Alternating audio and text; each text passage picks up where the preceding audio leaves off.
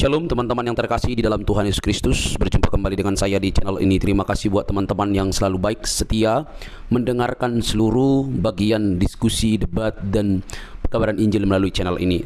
Jangan lupa bagikan kepada sanak saudara supaya ada banyak orang yang dicerdaskan dan dibukakan pikirannya. Kali ini teman-teman kita akan melihat bagaimana para polemikus ini yang notabene sudah belajar tentang Islam, Quran dan hadisnya, dan mungkin mereka sudah sangat begitu sibuk mendengarkan pemaparan-pemaparan para ustadz-ustadznya, tetapi kok masih ilmunya tanggung-tanggung atau mungkin juga buta begitu ya. Nah, ketika disampaikan fakta-fakta justru mengamuk, justru kepanasan, justru kesurupan, tidak mau terima fakta yang ada. Teman-teman jangan skip, yuk kita cerdaskan mereka. Semoga dengan berita Injil, perbedaan-perbedaan yang ada bukan untuk memperuncing, tetapi untuk membawa kepada keterang yang sejati. Ini dia videonya teman-teman. Ya, nah, coba kita dengar dulu ceramahnya Ustadz Abdul Somad ya. Kalau dengan poligami bisa menjaga, lanjutkan. Tapi justru menghancurkan, jangan. Oleh sebab itu maka ini dia tidak kaku seperti besi, dia seperti karet. Nah, ini yang saya sebutkan ini adalah pertimbangan-pertimbangan bagi yang sudah siap-siap untuk setuju menandatangani materi 6.000. Karena semua laki-laki ini tidak akan bisa menikah tanpa izin istri pertama. Sudah dilindungi oleh Negara Kesatuan Republik Indonesia. Ibu-ibu jangan takut, jangan khawatir. La takhaf, jangan takut. Wala tahzan, jangan sedih. Takbir. Oh, harus ada materai 6.000 katanya, biar izin. Nah, tapi kita lihat jawaban Abdul Somad di tempat lain nih. Apa boleh seorang suami menikah lagi tanpa sepengetahuan istri pertama? Poligami diam-diam. Apa hukumnya dalam Islam dan bagaimana pandangan Islam? Dua saya jelaskan. Pertama pandangan negara, yang kedua pandangan agama. Menurut pandangan agama Islam, sah nikah kalau cukup rukun dan syarat. Ada mahar, ada ijab, ada qabul, ada wali, ada dua orang saksi. Aku nikahkan engkau dengan anakku dengan mahar seperangkat alat sholat dan sebentuk cincin emas tunai. Sah. Tak ada syarat izin istri pertama menurut hukum fikih. Nah, tak ada syarat izin pertama. Suami. Oke ya. Ihdina siratal mustaqim, betul. Ya. Apa artinya itu? Tunjukilah kami jalan yang lurus. Sampai sekarang masih minta ditunjukkan jalan yang lurus, betul. Ya, iya. Setiap hari minta ditunjukkan jalan yang lurus. Sudah dapat jalan yang lurus? Lagi bingung. Iya, di dalam Injil Yesus berkata, akulah jalan dan kebenaran dan hidup. Tapi umat bingung juga tuh kayak Bang Edis kalau pandangan kita Bang Edis ya. Ya begini, tapi gini, mengikuti Yesus itu ada kepastian. Yesus naik ke surga, Muhammad turun ke kuburan, betul? Iya. Bagaimana mungkin kita mau ke surga tapi ngikutin orang yang tidak ke surga? Bagaimana mungkin kita mau menuju kepada hidup yang kekal tapi ngikutin kepada orang yang mati kekal? Begitu, kan Jo. Ini ada 12.000 orang ya di TikTok yang menyaksikan, yang menonton. Jadi teman-teman yang 12.000 orang, ini saudara kita ini Hanzo ini dia muslim, tapi dia sudah bingung ya. Tapi tidak apa-apalah, namanya proses berjalan ya. Proses itu kan berjalan. Jadi saya berharap Bang Hanzo ya, nanti kalau waktu tidur-tidur sudah punya pikiran-pikiran yang jauh, saya ini dari mana, mau kemana, ya kan? Apa tujuan saya lahir di dunia ini, lalu kemudian apa nanti yang akan terjadi, ya kan? Sebenarnya asal-usul umat manusia ini datangnya dari mana, ya kan? Nanti kalau Anda sudah memikirkan hal-hal yang dalam seperti itu, ya mudah-mudahan nanti Bang Hanzo semakin mencari kebenaran. Ya, begitu. Oke, begitu ya Bang Hanzo ya? Ya, sekarang ini biar aku bingung aja Bang Edis ya. Oke, nggak apa-apa lah, butuh waktu proses berjalan. Oke, selamat malam Bang Hanzo. Kita beri kesempatan ya pada muslim yang lain ya. Oke, terima kasih. Ya, sekali lagi ya teman-teman ya. Ini ada 12.000 orang di TikTok, di YouTube saya tidak tahu berapa orang. Ini juga saya siarkan di YouTube saya. Teman-teman silakan mampir ke beranda saya. Teman-teman jangan lupa tap-tap like di sini ya. 5.0-nya ini tap supaya teman-teman bisa ngelihat ya bahwa saya sedang live. Oke. Kita berikan kesempatan kepada muslim yang lain. Ada Ajo Second. Iya, selamat malam Ajo Second.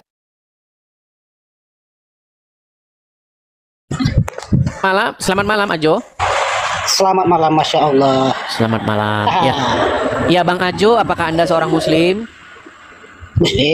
Muslim. Kok di atas nampak-nampaknya tulisan apa itu? Buyung atau apa itu? Aduh, buyung. Biasanya kalau buyung itu biasanya orang Padang. Padang. Iya, teman saya namanya Buyung ya. Orang Padang begitu. Ya, silakan. Bang Edis sendiri orang mana nih aslinya? Bang Edis sendiri aslinya mana Manado apa-apa itu? Kalau saya itu besar, saya lahir dan besar saya itu di Lampung. Lampung. Lampung. Oh, asli Iya. Jawa. Aslinya Lampung. Lampung. Ulun Lampung ikamnya gitu. Ya, coba silakan. Ayo, second. Tumben saya nih sama Mikana susah banget nih, sama Edis yang begitu popularitas bisa saya naik, heran saya. Ya, silakan. Tema kita hari ini begini, Bang. Ini ada seorang ya muslim gitu ya. Nah, biasalah kalau muslim kan harus ngarap-ngarap ke Arab-Araban. Ngomongnya juga harus Arab, ya kan? Antum, apa kabar anak? Karena katanya di surga nanti tanya jawabnya pakai bahasa Arab. Nanti katanya di alam kubur, katanya ditanya, "Man rabbuka?" Kalau nggak lulus kursus bahasa Arab, nanti Anda pelangak-pelongo di dalam kubur. Begitu. Padahal ketika saya membaca literatur agama Islam, siksa kubur bukan karena korupsi. Iya, saya heran. Siksa kubur itu bukan karena korupsi, bukan karena berbuat jahat, bukan karena mencuri ya. Ternyata siksa kubur karena kencing. Kencing apa tuh? Karena katanya kencing tidak dicuci bersih, itu siksa kubur. Enggak. Makanya Siksa kubur. walaupun Anda soleh, walaupun Anda rajin sholat, walaupun Anda tidak korupsi, ya kan? Tetapi Anda tetap disiksa kubur kalau Anda lupa kencing Anda tidak dicuci. Begitu. Ya. Loh, nggak Siksa kubur itu. Ya, silakan. Baik, Tema saya kita dulu. seputar ini nih. Tema Ya. kita seputar tanpa kebohongan Islam tidak laku. Ya, silakan. Itu kata siapa itu? Nih, I love Jesus because Bang, suara Bang berisik sekali, Bang. Oh, di pinggir jalan. Iya, aduh. Coba ya, saya berisik sekali teman-teman, saya turunkan dulu. Aduh, suaranya, aduh. Yuk, sekali lagi teman-teman ya. Ini, ya kan, ada seseorang mualaf, ya. Dia biasalah kan baju-baju Arab. Dia bilang begini di bannernya. Ini bukan cuma dia doang. Ini banyak muslim-muslim yang lain begitu. Ya, contohnya lagi nih, misalnya nih. Karena Islam itu harus membawa Yesus biar laku. Kalau nggak ada Yesus nggak laku. Nah ini juga mualaf nih. Sama juga ditulis juga di kaosnya. Jesus katanya kan. Jadi mereka ini harus bawa Yesus biar laku. Kalau nggak begitu gagal laku. Nggak laku teman-teman ya. Jadi mereka harus membawa Yesus palsu begitu ya.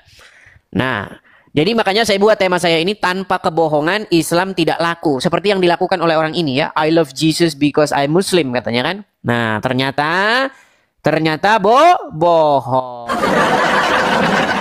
Tapi jangan tolong ya, ini direkam, laporkan polisi dong.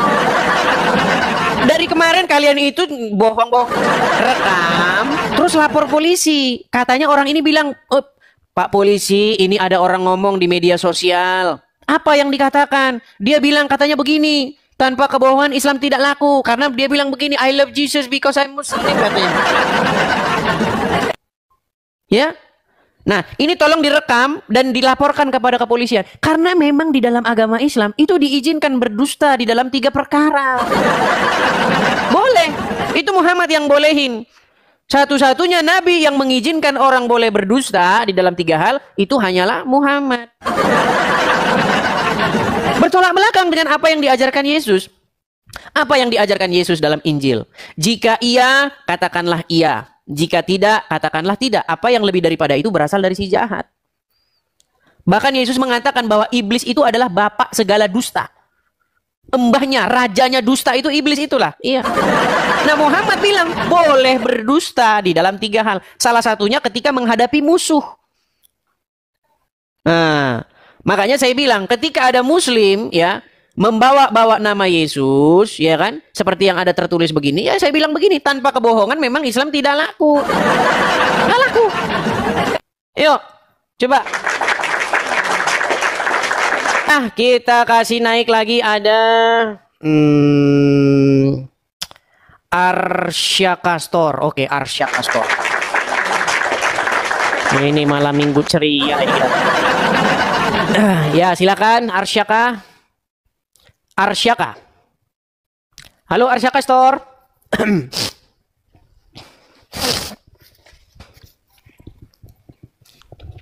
Arsyaka. Waduh, sudah dinaikkan tapi tidak nyangkut-nyangkut. Kita turunkan saja ya, teman-teman ya. Iya, ya kepada teman-teman muslim ya, silakan. Bagi teman-teman muslim yang ingin naik berdiskusi, ayo naik ke sini, kita diskusi dengan baik yuk. Ada Ida Marwi, Ida Marwi. Ya, silakan Ida Marwi.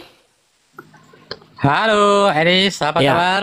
Kabar baik, silakan Ida Marwi, nyalakan kamera Anda. Halo? Halo. Iya, ya silakan. Selamat malam Ida Marwi, muslim ya Bang ya? Muslim, Bang. Muslim. Ya, silakan Bang. Mungkin ada yang mau Anda tanggapi atau bagaimana, silakan. Atau yang baru saya katakan tadi itu, Bang, Anda tadi menyesatkan umat itu. Nah, coba silakan. Kalau masalah pernikahan di agama Bang Edis nih gimana, Bang? Boleh Ya, nggak? jadi begini. Misalnya orang-orang yang boleh dinikahi aja lah. Ya, jadi begini Bang. Aturan dalam Bible misalnya orang-orang yang boleh dinikahi atau orang-orang yang tidak boleh dinikahi. Nah, gimana? tuh, Bang? Makasih Bang Nur Hasan, makasih Bang. Ya, jadi begini ya. Di dalam Bible, manusia itu dianggap gambar dan rupa daripada Tuhan sendiri. Jadi manusia itu ya adalah ciptaan yang berbeda dengan ciptaan yang lainnya. Jadi manusia itu punya akal pikiran. Makanya Maksudnya di dalam ciptaan yang nyiptakannya Yesus, Bang, ya, manusia itu. Bang, Anda fokus dulu Bang, jangan kemana-mana. Saya kalau Oke. diskusi, Siap. kan nanti kalau saya turuti Anda, nanti lama-lama kita bahas gelas nanti. Atau bahas botol minuman. Fokus Kalau dulu. menuruni aku berarti abang mau Fokus. kabur itu, Bang. Fokus Kalau ya. menuruni aku berarti mau kabur. Oke, siap. Fokus. Kalau fokus, saya turuti. Tapi kalau mau ngelantur kemana-mana, saya nggak mau diskusi yang ngelantur kemana-mana. Oke? Tadi Anda tanyakan pernikahan di dalam kekristenan, betul? Oke. Baik. Jadi di dalam kekristenan, Bang, di dalam Bible, tidak ada di dalam Bible, umur sekian boleh dinikahi, nggak ada. Di dalam Bible, tujuan pernikahan itu adalah supaya berkembang biak dan bertambah banyak. Karena Tuhan berfirman, ya, beranak cucu dan berkembang biaklah dan penuhilah bumi dan taklukkanlah itu. Itu tujuan daripada pernikahan di dalam Bible. Nah, makanya di dalam Bible tidak ada mengawini bocah cilik. Karena apa? Karena bocah cilik belum bisa mengandung. Karena tujuan dari pernikahan di dalam Bible itu supaya melangsungkan generasi. Supaya manusia itu tidak punah. Beranak cuculah dan berkembang biaklah. Penuhilah bumi dan taklukkanlah itu. Mau saya bacakan dalilnya? Ya, silakan, Bang. Baik, saya bacakan ya. Saya bacakan. Nih, ya kan? Saya bacakan dalilnya di dalam kitab Kejadian. Sabar ya teman-teman ya. Kalau dadak-dadakan begini kita harus nyari-nyari ayatnya dulu sebentar. Ya. Beranak cucu.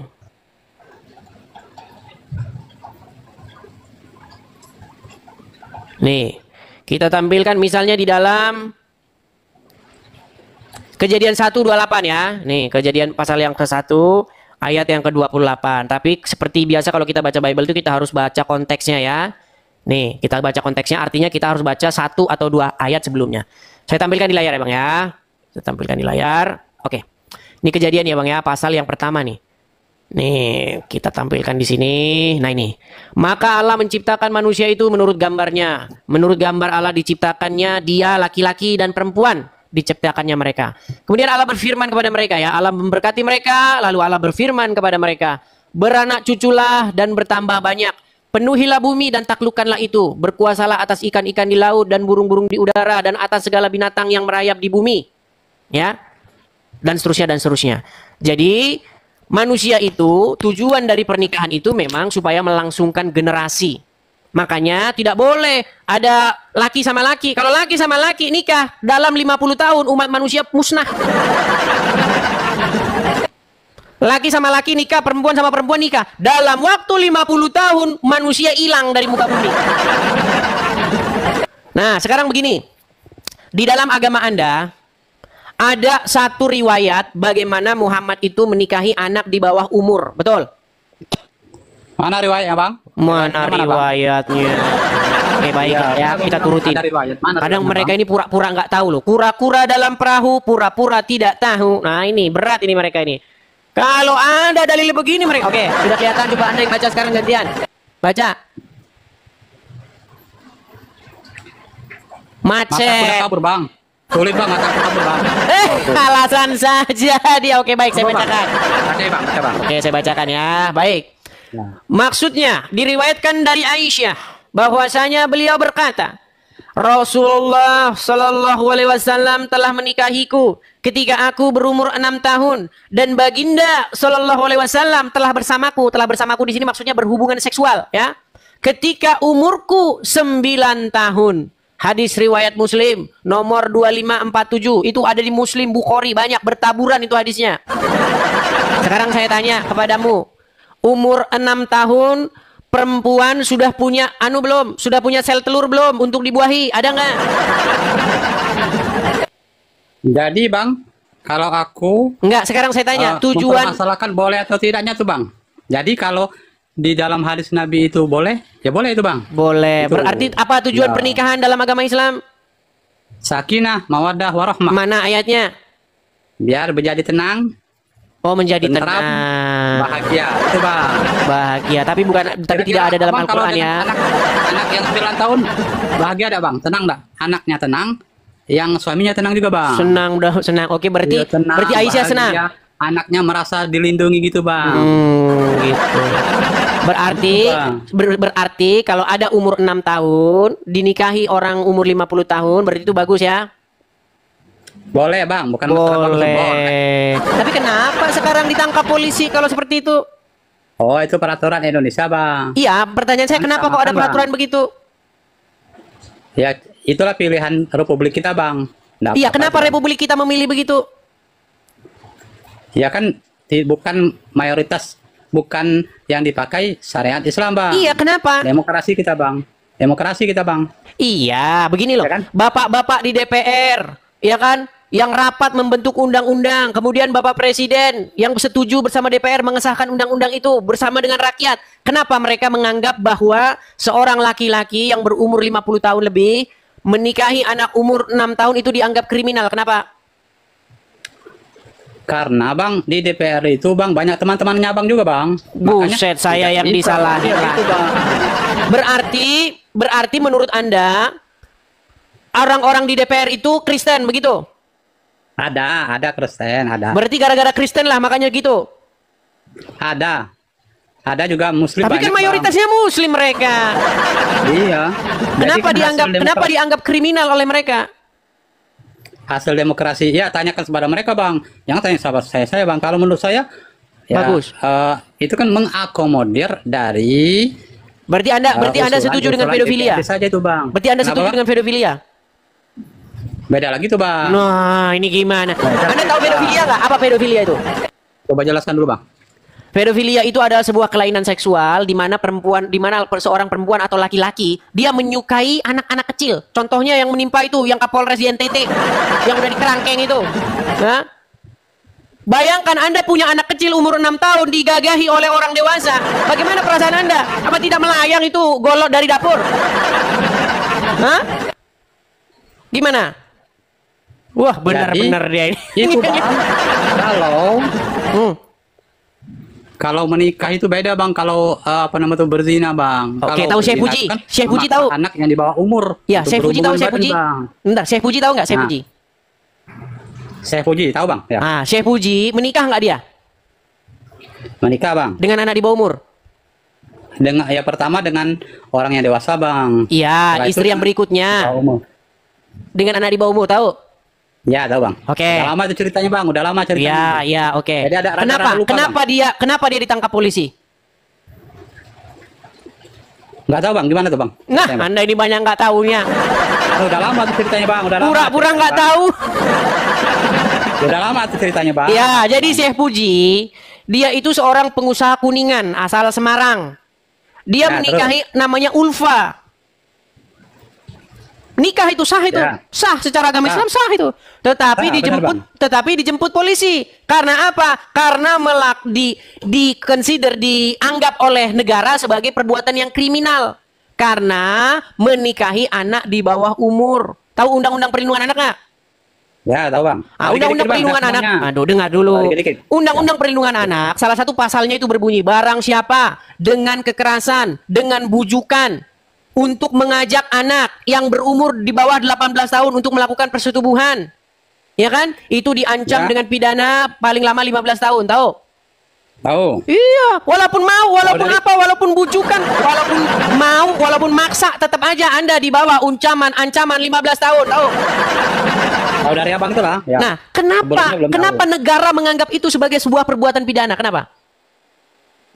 Karena bang, jawabannya karena negara itu tidak berpanduan kepada Al-Quran dan Nah, betul.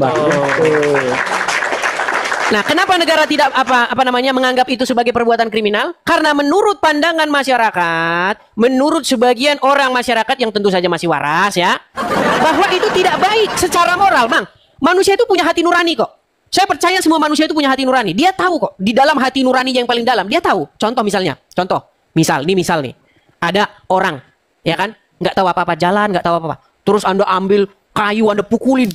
Itu karena manusia punya hati nurani. Itu secara naluriah manusia itu bilang itu salah itu. Sebenarnya salah satu bukti bahwa Tuhan itu ada, manusia itu punya hati nurani. Dia bisa membedakan yang baik dan yang jahat, gitu loh. Nah sekarang bang, ada kakek umur 50 tahun ke atas. Ya belum kakek lah, 50 nanti tersinggung lagi orang yang 50 tahun. Gini, ada bapak-bapak ya kan umur 50 tahun ke atas menikahi anak umur 6 tahun. Secara naluriah bang, coba Anda lakukan itu di tengah-tengah masyarakat. Pasti ibu-ibu langsung. Kalau kan ibu-ibu kan, wah itu pasti jadi guncingan. Karena apa? Karena memang secara naluri nggak benar itu. Setiap orang yang akalnya masih sehat itu nggak benar. Masa orang ubanan 50 tahun ke atas gendong-gendong anak bang, bukan istri. Ini bagaimana? Coba. Apakah Anda masih gimana? Boleh aku tanggapi bang? Silakan. Boleh aku tanggapi? Silakan. Pertama bang, kalau keputusan atau undang-undang di Indonesia ini kata bang tadi berdasarkan naluri masyarakat rakyat Indonesia bahwa tidak pantas norma atau kebiasaan-kebiasaan.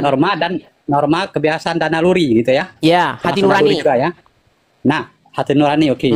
Nah itu kalau bangsa kita, bangsa Indonesia. Tapi yang dilakukan oleh Nabi Muhammad bukan berdasarkan kebiasaan atau naluri atau keputusan masyarakat. Tapi Nabi Muhammad itu berdasarkan petunjuk dan ketetapan dari Allah. Kata Allah dalam Quran, wa ma yantiku anil hawa in huwa illa wahyu yuha. Baik. Apa yang dilakukan oleh Rasulullah, apa yang menjadi ketetapan oleh Rasulullah itu adalah semata-mata wahyu dari Allah itu bang. Okay. Jadi kalau Nabi Muhammad itu menikahi umur 6 tahun, kemudian menggauli pada umur 9 tahun, 9 tahun itu bang, sebagian anak itu sudah balik itu bang, sudah boleh itu bang. Dan Anda senang ya?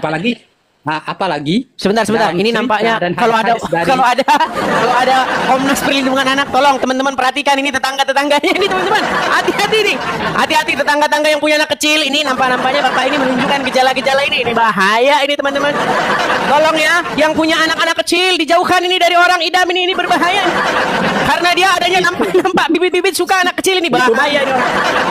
Wah, kalau saya presiden ya, saya terapkan hukuman gantung. Setiap orang yang berani macam-macam dengan anak di bawah umur, langsung saya terapkan hukuman gantung di alun-alun. Oh, biar tahu rasa ini gimana ini. Ini berbahaya ini teman-teman ya. Virus-virus yang membahayakan ini. Ajaran dan hukum Islam itu bang. Loh, bang. Tapi itu. Begini bang, jadi, begini. Ketika naluri kita berbeda dengan apa yang dilakukan oleh Rasulullah atau ketetapan syariat Allah, maka dikesampingkan naluri kita bang, bahwa syariat dan hukum Islam itu, hukum Allah itu adalah yang lebih baik bagimu bang. Okay. Sekarang bang, istri yang umur 9 tahun itu siapa namanya bang? Istri 9 tahun? Kata abang, yang umur 9 tahun ini kayak itu, 6 tahun. Aisyah. Nah, Aisyah itu bang, dia kan anak-anak, kata abang tadi kan. Kok kata saya? Gimana? Ini saya yang ngomong ini. Hadis Bukhari ini karangan saya atau bagaimana? Ya, tapi dalam kehidupan Aisyah itu bang, dia merasakan senang bahagia sekali bersama Rasulullah bang, sampai akhir hayatnya bang, sangat senang sekali bang. Bahkan ada nyanyinya bang, Aisyah romantisnya cintamu dengan Nabi gitu. Nah gitu bang. Oh benar-benar betul. Ini benar-benar bahagia bang. Baik. Cara memperlakukan istri itu yang benar bang, yang santun, yang sayang, yang kita benar-benar cinta gitu bang. Al-Quran itu adalah dari Allah langsung bang, dari pencipta langit dan bumi, tidak ada percampuran di dalamnya, wahyu dari Allah bang. Kemudian Nabi Muhammad itu apa yang dilakukan, ucapannya itu semata-mata wahyu dari Allah bang. Gitu bang. Jadi memang begini teman-teman. Sebagusnya kalau udah lama belajar Islam, sebagusnya ya ditingkatkan lagi bang, ditingkatkan lagi, bukan hanya sekedar mempelajari untuk mengkritiki, tapi berusaha menyelami lagi gitu bang. Nah, itu, bang. Jadi gini bang, kalau abang baca dengar lagu Aisyah, romantisnya cintamu dengan Nabi, dengan baginda kau main lari-lari. Oke, itu kalau karena anda memang kekurangan literatur. Nah, sedangkan bagaimana kata literatur agama Islam? Baik, kita akan putarkan bagaimana seorang ustadz membacakan riwayat hadis, bagaimana Aisyah itu dipukul sama Muhammad. Anda tidak tahu ini? Baik, ya kita putarkan. Kita putarkan. Nih. Setelah itu Rasulullah SAW kembali, dan aku juga kembali. Jadi Aisyah melihat Rasulullah pulang, Aisyah berdahulu. Ya. Berdahulu fa'asra'atu. Rasulullah mempercepat langkah, Aisyah juga sama. Ya, begitu juga sampai kemudian Aisyah itu lebih dulu sampai rumah. Ya, setelah sampai rumah, berbaring lagi Aisyah ini, pura-pura gak kemana-mana. Setelah itu Rasulullah SAW kan melihat ini Aisyah ini, kalau dari sisi nafas tentunya ya berbeda lah dari yang tadi cepat-cepatan dengan Rasul sampai rumah. Aisyah duluan. Mana lagi ya Aisyah? Ada apa engkau ini Aisyah? Maka Aisyah mengatakan la syai'an. Ada apa ya Rasul? Maka Rasulullah katakan la tukhbirani aw la yukhbirani al-latiful khabir. Engkau yang cerita atau nanti Allah yang cerita kepadaku. Ini kata Rasulullah. Maka kemudian Aisyah mengatakan ya Rasulullah bi abi anta wa ummi fa akhbartu bil khabar. Wahai Rasulullah, demi bapakku, engkau dan ibuku, aku yang akan cerita wahai Rasul. Kemudian Rasulullah katakan, anti aswadul ladzi ra'aitu amami. Apakah engkau ini yang tadi bayangan hitam yang ada di depanku tadi? Jadi setelah pulang dari Baqi, Rasulullah mau pulang ke rumah kan ada bayangan hitam mendahului, yaitu Aisyah. Gitu. Kata Aisyah, na'am ya. Jadi Rasulullah akhirnya tahu beliau ini dibuntuti ya, ketika mau pulang duluan Siti Aisyah. Setelah itu Aisyah mengatakan, fala haza fi sadri lahzatan auja'atni. Rasulullah kemudian memukul dadaku dengan pukulan yang menyakitiku. Nah, Rasulullah kemudian memukul dadaku dengan pukulan yang menyakiti aku. Berkontradiksi dengan ayat Aisyah, romantisnya cintamu dengan Nabi, dengan baginda kau bermain lari-lari. Baru pertama ini dengar riwayat itu semenjak jadi orang Islam. Pantesan masih jadi orang Islam. Aku jawab bang ya. Silakan. Ah. Jadi gini bang. Bahkan ketika anak berumur 7 tahun, mereka suruhlah sholat bang. Sholat itu nggak nyambung. Oke. Bang, tadi Anda bilang, dengar Bang Idam. Itu masalah pukul. Gini bang, masalah pukul. Jadi kalau anak sudah sampai 10 tahun, maka pukullah. Kata Rasulullah seperti itu, maka pukullah. Memang ada bang ajaran artinya disuruh memukul, tetapi tidak sampai membahayakan. Sakit ya sakit. Kalau pukul tidak sakit itu namanya ngelus bang. Ngelus, bang. Berarti Anda setuju bahwa di dalam ajaran agama Islam diajarkan mukul-mukulin istri? Asal tidak membahayakan bang. Ya berarti boleh mukulin istri. Seperti cubit-cubit karena sakit juga bang. Ya berarti boleh suami mukulin istri main tangan sama sebentar bang. Berarti boleh seorang suami main tangan kepada istrinya dalam agama Islam. Tapi tidak membahayakan bang ya? Iya boleh berarti kan? Itu. Contohnya Aisyah tidak sampai bahaya kan, misalnya sakit dada, sakit apa paru-paru. Sampai sakit dong. Coba sebentar ya, saya putarkan lagi ya. Saya putarkan lagi. Dicubit aja sakit. Saya putarkan lagi bang ya. Orang dicubit aja sakit, tidak dipukul tapi dicubit sakit bang. Oke, saya putarkan ya bang ya. Coba dengarkan ulang ya bang ya. Dengarkan ulang. Nih proses pembelajaran apa bang? Coba. Dibuntuti ketika mau pulang. Itu benar hadis. Coba bang, dengar lu. Setelah itu Aisyah mengatakan, fala haza fi sadri lahzatan auja'atni. Rasulullah kemudian memukul dadaku dengan pukulan yang menyakitiku. Tuh. Rasulullah kemudian memukul dadaku dengan pukulan yang menyakiti ini kemarin. Bang, itu tadi ada kata-kata lahzoh. Bukan artinya menyakitkan gitu kan. Jadi pukulan yang ringan itu bang. Nah, itu artinya ringan. Pukulan yang berat itu, sudah. Jadi kita tahu bahasa Arab yang. Jadi bahasa Arab lahzoh itu ringan atau kata lain dari ringan lah. Terlalu berat pukulan itu bang. Itu bang. Pukulan tetapi ringan bang. Sekarang gini bang. Sekarang gini. Aku tahu tuh bang bahasa Arab itu bang. Lahzoh. Sekarang begini bang. Anda percaya bahwa apa yang dikatakan oleh Aisyah terhadap Muhammad itu benar? Aku dengar dulu yang mana tuh bang. Nanti berarti Aisyah bohong. Nah, aku dengar, jangan-jangan abang nih dapat dari Google, nanti Google-nya salah lagi. Aku mau dengar dulu bang. Gini, baik, gini, sebentar ya, mohon maaf nih. Maaf teman-teman ya, saya agak sedikit hidung mampet gini. Gini bang. Abang Edis. Ketika kita ingin mengetahui sosok Muhammad, menurut Anda info yang harus kita dapatkan itu dari istrinya sendiri atau gimana? Betul nggak? Kalau dari istrinya, yang paling tahu tentang sosok Muhammad. Yang tahu tentang sosok Muhammad adalah Allah Subhanahu wa Istrinya Ta'ala. mengetahui nggak kelakuan Muhammad? Tahu. Oke, Tapi tahu. kalau Baik. berbicara yang paling tahu, maka kata Allah, laqad Baik. kana lakum Kita fi tunjukkan Rasulillahi kepada mereka. Kita uswatun tunjukkan kepada hasanah. mereka apa Betul. pendapat Aisyah tentang Muhammad. Baik. Pendapat yang baik-baik aja, Bang. Jangan Loh, hehehe, mau lari. jeleknya, Bang. Mau lari. Nih, itu Coba, Bang. tercatat di dalam Sahih Bukhari nomor 4414 ya. Bukhari. Jadi biar adil, Bang.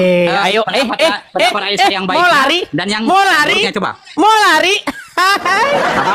Abang Jangan kabur, lari Bang, ya. Terus, begitu lanjut. dong. Abang jangan kabur ya.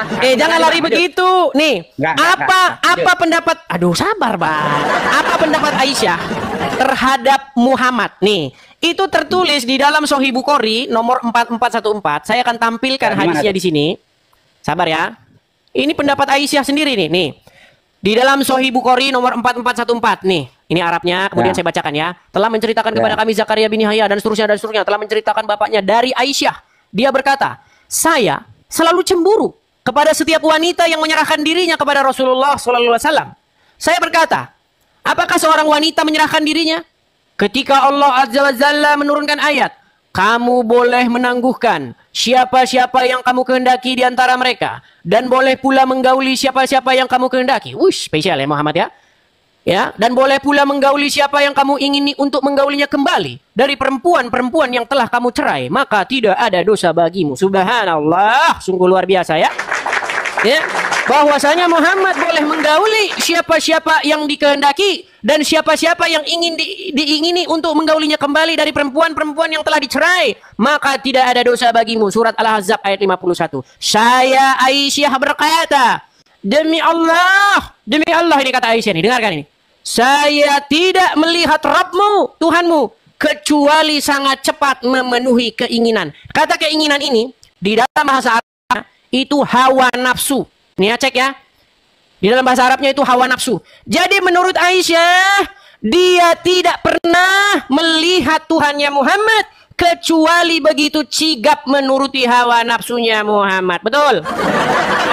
Jangan nyumput-nyumput Pak Idam, sekarang hilang malu jadi orang Islam. Ayo. Betul atau tidak ini?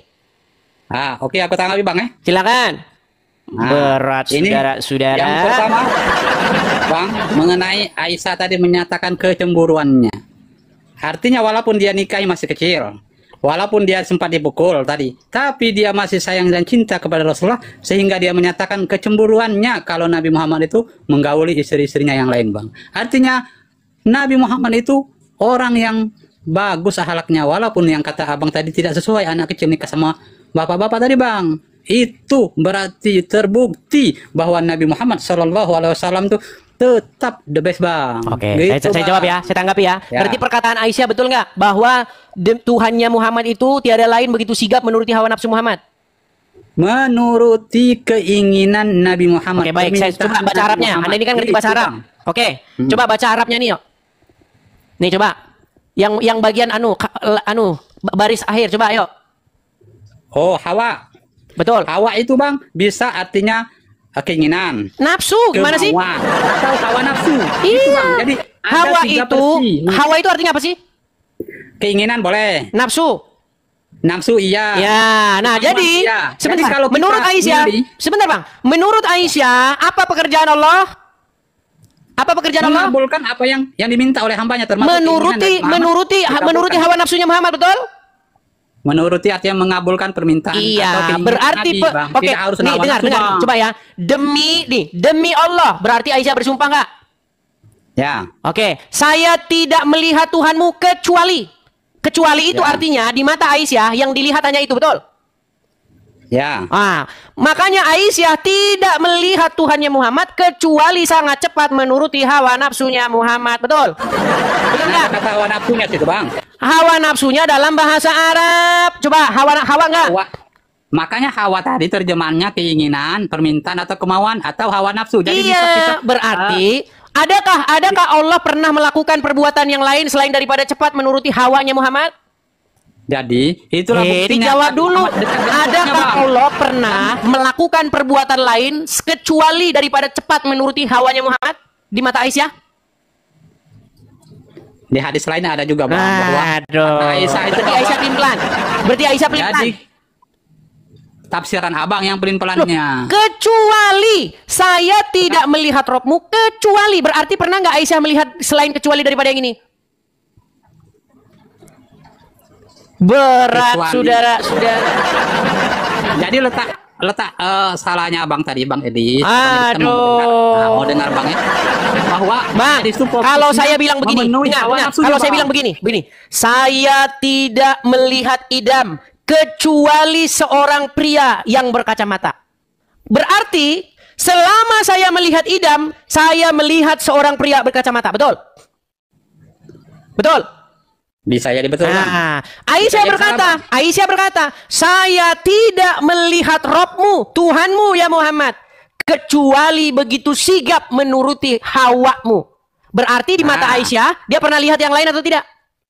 Hawa tadi Nafsu. yang aku jelaskan ya. Salah satunya nafsu, keinginan, kemauan atau permintaan. Ya, berarti di mata Aisyah, di mata Aisyah, apa pekerjaan Allah selain daripada cepat menuruti hawanya Muhammad? Bang, makanya kaitan dengan ayat yang kubacakan tadi bang, apa yang dilakukan, tidaklah apa yang dilakukan oleh Rasulullah kecuali berdasarkan wahyu dari Allah. Jadi apapun keinginan Nabi itu pun tidak lepas dari petunjuk Allah bang. Iya, artinya pekerjaan Allah tiada lain. Dengar, gitu, di mata Aisyah, tidaklah apa yang dilakukan oleh Rasulullah kecuali sesuai dengan wahyu Allah bang. Oke, di mata gitu, Aisyah, apa yang ada di mata Aisyah tentang Allah kepada Muhammad? Di mata Aisyah tentang Allah kepada Nabi Muhammad, apapun keinginan, kemauan, permintaan dari Nabi Muhammad, cepat Allah kabulkan. Iya. Karena makanya saya bilang Allah memenuhi keinginan Muhammad, betul. Ketika hambanya meminta, Allah cepat mengabulkan bang. Ya, berarti Allah kerjanya menuruti kemauan Muhammad, betul. Ketika kemauannya itu sesuai dengan kehendak Allah juga bang. Iya, salah satunya adalah Muhammad boleh menggauli siapa-siapa perempuan-perempuan yang diceraikan, betul. Selagi sesuai dengan syariatnya, ini apa lagi sih? yang Sebentar, menurut surat Al-Ahzab nomor 50 dan 51, Muhammad boleh nggak menggauli perempuan-perempuan yang sudah dicerai? Coba lanjut dulu bang, baca dulu bang ayatnya tadi bang. Baik, ini ya saya tulis, saya jadikan ya. Lagi bang, aku bang. Nih, aduh, memang Ya. mereka, kita harus sabar mengajari mereka nih. Inilah nih. Ya, Abang surat tuh, Al-Ahzab aku 51. khawatir abang tuh diajari maupun tidak diajari, tidak mau juga percaya bang. Maka ketika Allah Azza wa Jalla menurunkan ayat, nih ya, kamu boleh menangguhkan menggauli siapa-siapa yang kamu kehendaki di antara mereka. Dan boleh pula menggauli siapa-siapa yang kamu kehendaki. Dan siapa-siapa yang kamu ingini untuk menggaulinya kembali dari perempuan-perempuan yang telah kamu cerai. Maka tidak ada dosa bagimu. Betul? Berarti Muhammad boleh nggak, bebas nggak menggauli perempuan-perempuan yang sudah dicerai sama dia? Ya. Iya, makanya Bang, Aisyah Bang. cemburu. Betul. Aku lihat bang, bang Edis, aku lihat abang nih orangnya gaul bang. Aduh, apa arti gaul? lari kemana? Gaul itu bang tidak selalu bersetubuh dengan wanita yang sudah cerai. Artinya bergaul bang, bergaul maksudnya hangout gitu maksudnya. Itu bercerita. Oh, maksudnya ketika bergaul. bertemu, Maksudnya bergaul dengan istri itu maksudnya hangout gitu, pergi minum kopi gitu.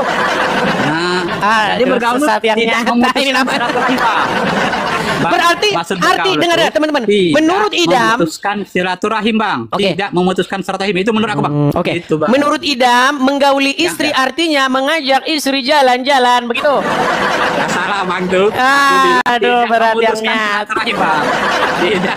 Oke, Tidak lanjut. memutuskan silaturahim. Abang ini ada-ada. Oke jangan lah. panggang. Oke lah, nanti kalau kita teruskan nanti makin banyak orang nanti inbox Anda. Nanti habis ini cek. Jangan kabur bang ya. Bukan, Kabur, Bang. sebentar. Habis ini Anda cek Kabur ini. inbox. Alasan kabur ini. Kita kan sudah cukup lama, Bang. Kok kabur gimana sih? Kita kan pakai waktu. Kasihan nanti orang-orang yang di bawah yang mau naik. Gini. Nggak pakai waktu tadi, nggak pakai waktu. Iya, waktunya itu ini sebentar. Saya lihat berapa orang yang mau naik nih. Ada 31 guests ini yang mau naik ya. Jadi gini teman-teman. Halo guys, sebelum diturunkan oleh Abang Edis ini, puluh dulu gitu guys, puluh guys. Oh, mau minta follow. Iya guys. Mau pansos biar bisa live sendiri. Kamu ke taman pengen minta pengen minta followers dia sudah. Oke lah, Idam. Nanti cek berapa inbox yang masuk kepada Anda mengatakan Anda bikin malu umat Islam. Nggak percaya, cek aja nanti. Yang jelas Bang, aku sudah menjelaskan sesuai dengan kemampuan yang aku punya Bang. Iya, menggauli istri artinya mengajak istri minum kopi. Berat saudara-saudara. Oke lah ya, kita undang uji materi ya. Maaf lahir batin Bang. Ya, sama-sama Bang. Jangan dimasukkan dalam hati, tapi dimasukkan ke pikiran. Besok. Pikirkan, kemudian ganti Tuhan. Nah. Oke, saya turunkan Bang Idam. Berat ini saudara. Ya teman-teman, kita sudah jam berapa ini? Hampir jam 10 malam ya teman-teman ya. Teman-teman sekalian, seperti biasa ya, saya iklan sejenak. Ini udah berapa jam saya siaran? Udah 1 jam 56 menit. Teman-teman seperti biasa, teman-temannya saya iklan. Teman-teman, kita ada program pendirian rumah apologet ya. Makasih Bang Jackson, makasih. Kita ada program pendirian rumah apologet di mana kita ingin mendirikan sebuah tempat supaya kita bisa berapologet dengan tenang dari sini teman-teman. Ya, jadi kepada teman-teman yang tergerak hatinya, yang punya berkat berlebih, teman-teman bisa berkolekte untuk membantu pendirian rumah apologet itu di profil. Mampir teman-teman ke profil saya, atau bagi yang nonton di YouTube, ada tulisan di YouTube, tulisan berjalan itu, ada Zelle juga, ya, ada rekening yang berjalan, teman-teman bisa support di situ. Ya, program kita mendirikan rumah apologet, kita bikin podcast, bikin buku-buku dan lain sebagainya. Kita upayakan akhir tahun kalau terkumpul, kalau tergalang ya teman-teman ya dana. Nah, support dari teman-teman sekalian itu sangat berarti. Bagi teman-teman yang punya berkat berlebih, silakan teman-teman bisa mampir ke profil ya, profil, ketik aja profil saya. Hati-hati teman-teman dengan akun-akun palsu ya. Akun saya ini satu-satunya yang saya pakai cuman ini ya teman-teman untuk live. Saya hanya punya 2 akun di TikTok sama-sama Edis TV, tapi yang satunya udah nggak pernah saya pakai lagi. Jadi yang ini saja, follow yang ini. Nah, kemudian di YouTube juga ada, namanya juga Edis TV. Kalau ada teman-teman yang di YouTube selain daripada Edis TV, itu bukan punya saya. Saya lihat itu ada Edis TV Debaters, itu siapa saya tidak kenal teman-teman, nggak tahu saya. Ada Edis TV Live, ada banyak itu YouTube baru bermunculan. Itu bukan punya saya teman-teman ya. Yang punya saya itu cuma Edis TV doang, huruf besar semuanya. Huruf besar semuanya teman-teman. Edis TV semuanya huruf besar dan ada spasi. Huruf besar space baru TV, Edis spasi TV. Berarti itu teman-teman ya. Jadi teman-teman, bagi teman-teman yang ingin mensupport pendirian rumah apologet, teman-teman bisa support saya di sini ya teman-teman ya. Nah, ini untuk kolektor rumah apologet ada di sini teman-teman. Ya, Edis itu nama saya asli teman-teman ya. Jadi teman-teman silakan support lewat situ. Ya, bagi teman-teman ya jangan marah ya. Ini adalah tanggapan ya, kajian tanggapan, menanggapi kalian. Jadi kalian jangan marah. Kenapa? Bang, kenapa Bang? Anda ini kok bahas-bahas agama Islam? Ya, contohnya adalah karena kayak begini. Nih. Nih loh. Karena kayak begini. Duh, sebentar. Nih loh. Ketika Anda membawa-bawa Yesus kami, mempromosikan agama Anda, ya kami jawab. Nih, I love Jesus because I am Muslim. Ini yang dilakukan mereka setiap hari, teman-teman. Membawa-bawa nama Tuhan kita, membawa-bawa nama Yesus kita untuk mempromosikan agama mereka. Dan banyak juga orang Kristen yang tersesatkan oleh mereka. Justru kalau kamu menjadi Islam, justru kamu itu tidak meninggalkan Yesus. Justru kamu mengikuti Yesus kalau kamu jadi Islam. Iya kan? Yesus makan babi enggak? Kami Islam, kami enggak makan babi kan? Berarti justru kami ikut Yesus. Drun! Kadrun! Yesus juga tidak pernah makan onta, apalagi minum kencingnya. Kenapa kamu itu kalau dengar, kalau kamu mau lihat sesuatu, duit itu jangan kamu lihat lembar atasnya doang, baliknya juga harus kamu lihat. Kamu cuma lihat atasnya doang. Contoh, kamu dikasih uang, depannya gambar Soekarno Hatta, di baliknya kosong. Nah, ya berarti uang palsu. Begitu juga kalau ada orang Islam bilang, nih Yesus nggak makan babi, ya kan? Kami nggak makan babi, berarti kami ikut Yesus bilang sama mereka. Yesus juga nggak makan onta, ya. Kalian makan onta, bahkan kalian kalau Idul Adha potong onta. Bilang begitu, ya. Seperti itu teman-teman. Jadi mereka ini biasanya berpola pikir praktis, gitu. Dan banyak orang-orang Kristen yang awam itu ya. Contohnya ya yang kayak begini-begini, ya kan? Seperti itu. Yuk, silakan. Bagi teman-teman sekalian, kalau Anda tahu kontaknya Dondi, kontaknya Irina Handono, kontaknya siapa? Felix Xiao, terus siapa? Tolong kabari saya. Ya, saya tantang untuk diskusi. Abdul Somad, Ustadz Adi Hidayat. Ayo diskusi, yuk. Bang, kenapa bang kok tantang-tantang Ustadz itu bang? Abang ini kok kayak cari-cari perkara? Ini loh. Masalahnya Abdul Somad bahas-bahas Bible di masjid. Ulangan 18 ayat 18. Ustadz Adi Hidayat bahas-bahas Bible juga di masjid. Jadi saya sebagai orang Kristen ya risih lah. Ya saya jawab. Kalau saya jawab jangan dibilang penistaan agama. Saya kan cuma jawab doang. Gitu loh. Kenapa sih kalian harus bohong-bohong ya, bawa-bawa nama Yesus kami? Kenapa? Apakah tanpa kebohongan Islam itu tidak laku? Gitu loh. Cobalah kamu urus aja Islammu, nggak usah bawa-bawa nama Yesus. Buat apa gitu loh, ya? Seperti itu teman-teman. Yuk, yang muslim-muslim ya. Oh ya. Oke, kita kasih naik ada Fikri. Wow, Fikri Hidayat. Ya, selamat malam Fikri Hidayat. Udah hampir jam 10 ya teman-teman ya. Untuk bagian yang tengah sama timur ini nampaknya sudah mulai mengantuk. Ya, Fikri Hidayat. Selamat malam. Oke, Fikri Hidayat sudah saya naikkan tapi tidak nyambung teman-teman. Bagaimana teman-teman tentang Ucup? Si Ucup kemarin katanya mengundang Nagita. Tapi Pak Regar katanya mau naik tidak dikasih naik ini. Beraninya cuman keterangan sebelah ini. Persis kayak ustadz-ustadznya. Kalau ngomong Injil dipalsukan, Injil sekarang tidak ada lagi. Nah, mereka cuma dengar keterangan sepihak. Nggak berani mereka menghadirkan Kristus. Sama kayak Uncup PI semalam ngomong sama Nagita. Tapi cuma keterangan sepihak. Kalau Anda jadi hakim, Anda itu nggak boleh dengar keterangannya dari jaksa doang, nggak boleh. Masa jaksa doang yang diomongin dengar sama hakim? Dengerin juga dari pengacaranya. Dua-duanya didengerin, baru hakim mengambil kesimpulan. Seperti itu juga ketika Anda mendengar informasi bahwasanya Yesus menubuatkan kedatangan Muhammad. Itu kan kamu dengar dari pihak sebelah. Coba kamu tanya sama yang yang dituduhkan seperti itu. Apakah jawabannya seperti itu? Nggak boleh. Kita harus adil. Mendengar secara proporsional, dua-duanya harus kita dengar. Keterangan si A kita dengar, keterangan si B kita dengar, baru kita ambil kesimpulan. Ya. Seperti itu teman-teman.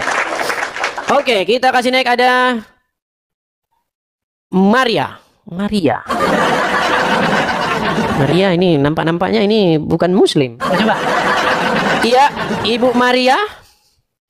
Selamat malam. Halo.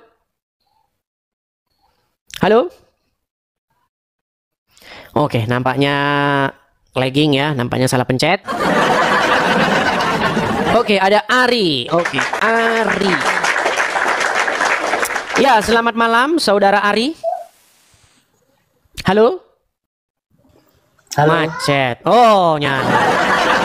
Ya, selamat malam Bang Ari, muslim Bang? Alhamdulillah muslim. Muslim. Ya, silakan Bang. Apa? Jangan dibisukan Bang. Jangan keluar dari aplikasi. Bang. Kita nggak bisa lihat. Halo Bang. Ya, silakan. Apa mau Anda tanggapi dari sekian panjang pembicaraan yang tadi? Iya Kang, ini saya mau nanya. Yohanes 14 ayat 6 itu Kang. Coba tolong dibacakan Kang.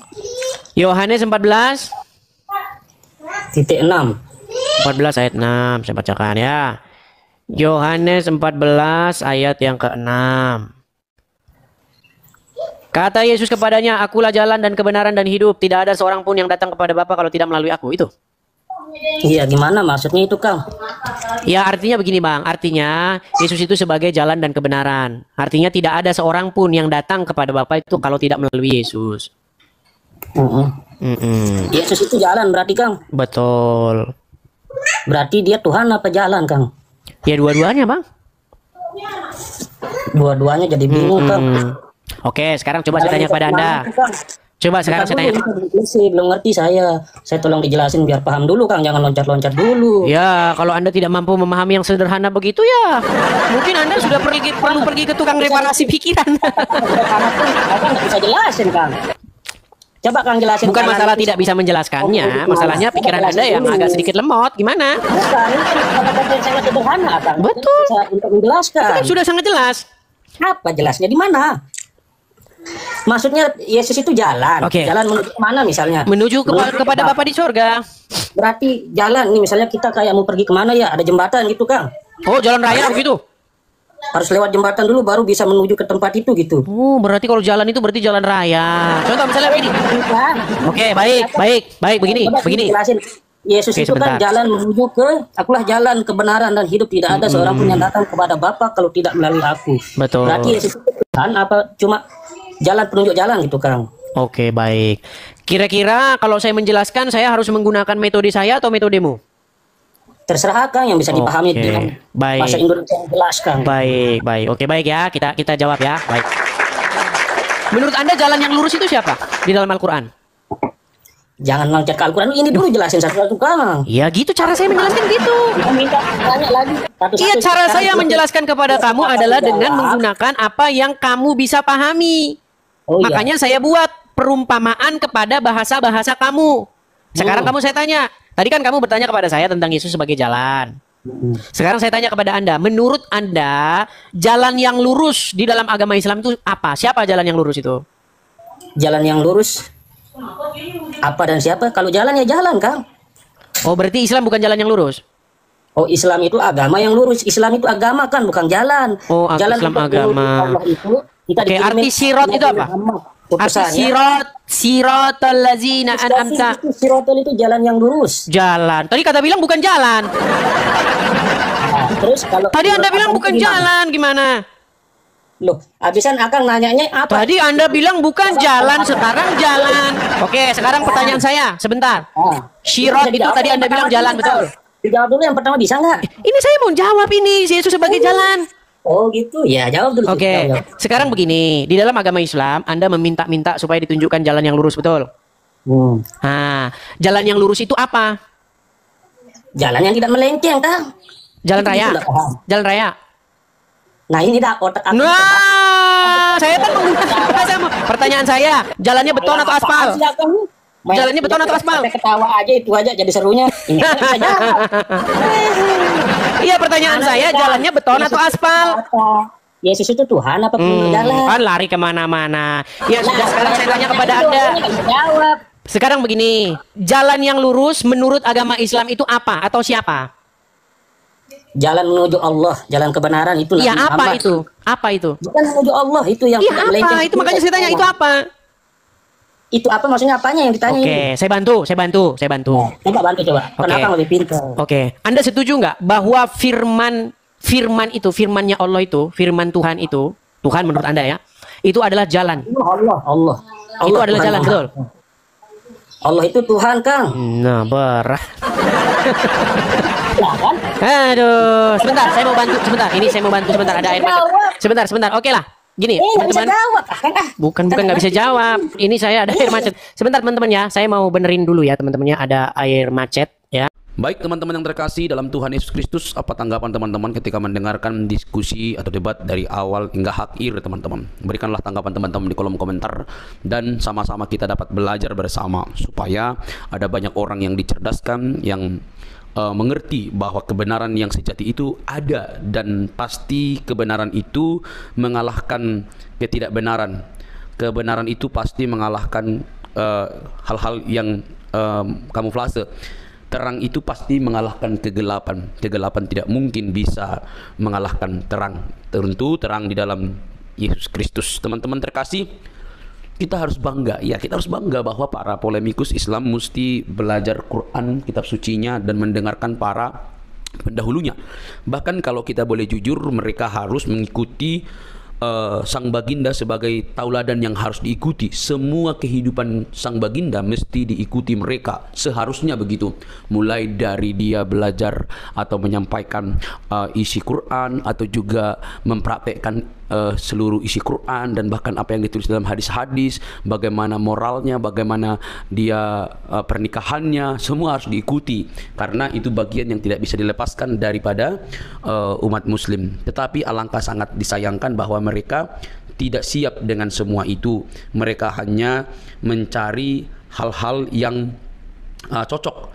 Kalau nggak cocok ya dibuatlah berita, oh itu hadis doib dan lain sebagainya. Nah, notabene teman-teman, ketika sang apologetik Kristen yang menurut pengakuannya itu dia sudah 13 tahun mempelajari Quran, ya saya itu luar biasa. Kalau 13 tahun berarti kita bayangkan itu hampir tamatlah dia SMP belajar Quran, membaca, dan mungkin kalau itu benar berarti dia lebih tajam dan lebih intens membaca Quran begitu ya. Tapi itu kan pengakuannya. Tapi boleh teman-teman pertimbangkan melalui apa yang ia sampaikan ketika berdebat atau berdiskusi dengan para polemikus, para ustadz, bahkan dia dengan berani terang-terangan mengundang Ustadz Abdul Somad, Ustadz Adi Hidayat, dan ustadz-ustadz lain untuk masuk berdebat dengan dia. Ya, itu dirinya, artinya dia sudah memiliki persiapan yang sangat begitu matang, baik berupa pertanyaan-pertanyaan yang mesti ditanya kepada ustadz-ustadz yang notabene itu di Indonesia sangat digemari oleh banyak orang.